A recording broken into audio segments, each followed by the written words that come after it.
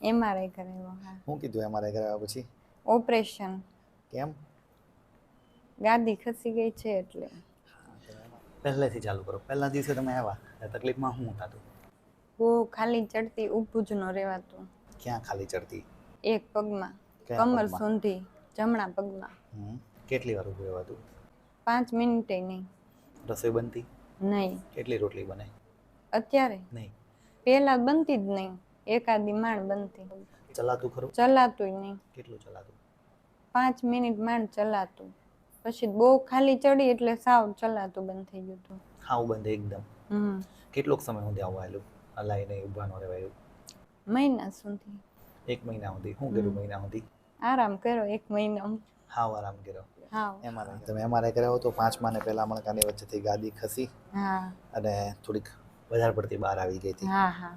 એટલે નસ દબાતી. હા, નસ દબાતી હતી. એ જે નસ દબાતી હતી એના કારણે આખા પગમાં દુખાવો થતો હતો. ખાલી ચડે, ભરાય, ફાટે, કળે, હલાય નહીં, હલાય નહીં. હા. બિલકુલ જ એમ જરીક ત્રાસા થોડુંક હાલતા. ચાલો જરાક મસ્ત.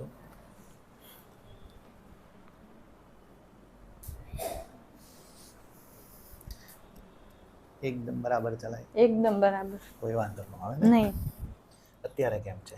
અત્યારે સાવ સારું.